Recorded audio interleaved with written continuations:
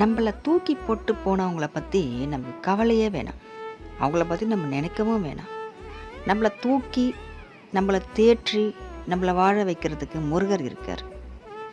அவங்க நம்மள தூக்கி போட்டு போனாங்க. முருகர் நம்மள தூக்கி சுமக்கிறார். நம்ம அவரை தான் பார்க்கணும். அவரை தான் நம்ம நேசிக்கணும். நம்மள தூக்கி போட்டு போனவங்கள நம்ம தூக்கி போட்டுருவோம். அவங்க என்ன நம்மளை உதாசீனப்படுத்துறது? அவங்க என்ன நம்மளை கேவலப்படுத்தி பேசுறது? அவங்கள படைச்ச மாதிரி தான் கடவுள் நம்மளையும் படைச்சிருக்கார். எல்லாருமே இறைவனோட படைப்பு தான். அப்படி இருக்கும்போது அவங்க என்ன உயர்ந்தவங்க, நம்ம என்ன தாழ்ந்தவங்க? கடவுள்னு ஒருத்தர் இருக்கார். யாரை உயர்த்தணும், யாரை தாழ்த்தணும், யாருக்கு எப்போ எங்கே என்ன கொடுக்கணும்னு அவருக்கு தெரியும். நிச்சயமாக நம்ம முருகனுக்கு தெரியும். அப்போது நமக்கு கொடுப்பாரு. எல்லாருக்குமே கொடுக்கப்படும். கொடுக்கறதுக்கு தானே அவர் இருக்கார். நமக்கு என்ன வேணும்னு நமக்கே தெரியறதில்ல. ஏதோ ஒன்றுக்கு தேடிட்டு அலைஞ்சின்னு இருக்கோம் நம்ம. இப்போது முருகர் தான் நமக்கு வேணும்.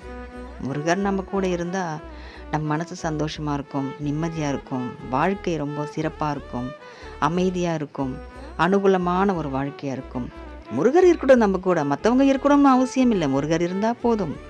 நம்மளை யார் தூக்கி போட்டு போனாலும், யார் நம்மளை ஒதுக்குனாலும் கவலை இல்லை, தேவையே இல்லை. நம்ம தூக்கி போட்டுருவோம் அவங்கள. எல்லாத்தையும் மனசில் இருந்து தூக்கி போட்டுடணும். முருகர் இருக்கார்.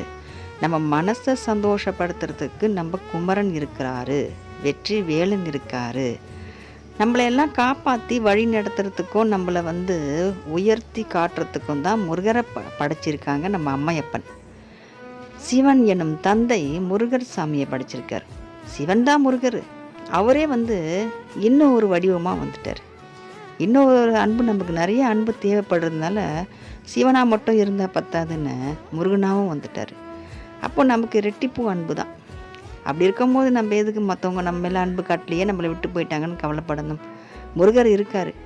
அவ்வளோ உண்மையான அன்பாக இருந்தவங்க விட்டு போயிட்டா கூட சில பேர் புரியாமல் போயிருப்பாங்க. அவங்கள புரிய வச்சு அவங்கள கூட்டிகிட்டு நம்மக்கிட்ட சேர்ப்பார் நம்ம முருகர். அதில் எந்த சந்தேகமும் கிடையாது.